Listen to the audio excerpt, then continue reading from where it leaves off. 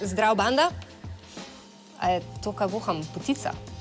Jaz upam, da ni potratna, zaradi tega, ker dan štejemo denar. Najprej s profesorjem Markom Pahorjem. Živijo. Živijo.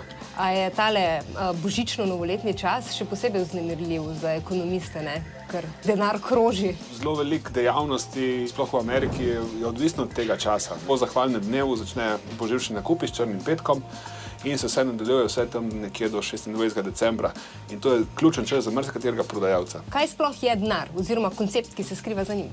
Denar je izum, tako kot je kolo izum in verjetno po pomembnosti sta dosti blizu. Od začetka je bil denar nekaj, kar so bili vsi pripravljeni vzeti v zameno za nekaj drugega. Ne? Kaj je to bil denar v samem začetku? Najdemo školjke, najdemo kakšna redka peresa, ptičev, sovne nazadnje. Zelo hitro so je pa prišlo, vlogo denarja so prevzele drage kovine. Kdaj pa smo dobili papirnatega? Šele nekje okrog srednjega veka v italijanskih mestih, kjer so bogati trgovci prinašali v zlatarno, v hrambo zlato, ki so ga dobili v menjavo. In zlatari so potem ugotovili, da ni nujno, da izdajo zlato, ko je ta želel nekaj plačati, ampak so enostavno zapisali potrdilo.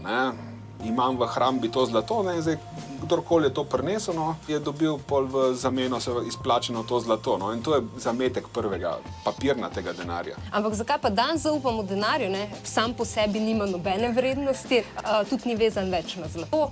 To daje vrednost denarju, to, da so ga vsi ljudje, oziroma da ga je veliko ljudi v naši okolici, s katerimi se vsak dan srečujemo, pripravljeno vzeti v zameno za nekaj, kar si bi mi v resnici želeli. Ampak denarju lahko tudi pade vrednost, inflacija. Pade lahko papirnatemu denarju, pade lahko pa tudi kakšnemu, recimo temu, polnovrednemu denarju. Zdaj, inflacijo so recimo poznali že stari Grki, pa stari Rimljani.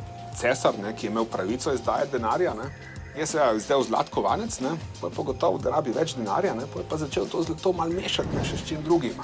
Ampak je še vedno rekel, to je 2 grama zlata, kljub temu, da je bilo polovica srebra ali pa brona. Tega denarja je bilo čedalje več v obtoku, ampak bilo je pa isto število krav, isto število sužnjev, isto število levov za v areno. Zdaj, če se je več denarja potegovalo za isto število dobrin, je seveda zlato, se pravi, temu padala vrednost. Zdaj pa imamo še mi tudi ene nove valute, ki so pa kriptovalute. Poleg tega, da od njih različno govorijo, da so določene prevare, drug problem je, da dejansko ne omogočajo veliko transakcij. Tretja, ki je pa pozitivna stvar, je pa, da je enim ljudem to prinesle, so kriptovalute veliko denarja.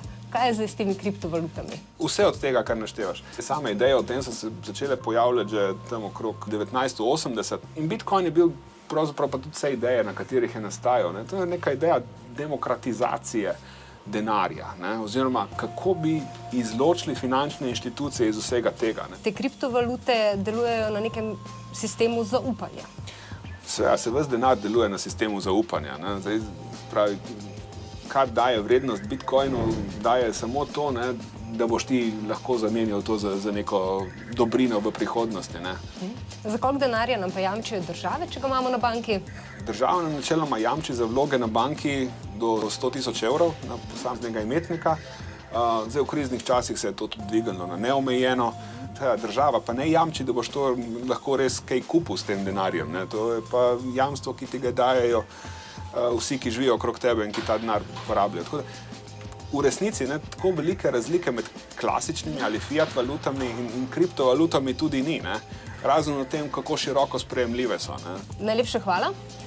Nadaljujeva na YouTubeu. Vi pa nam od spod napišite, kaj bi si kupili, če bi imeli ali tiskarno denarja, ali pa če bi ga ful potetovali.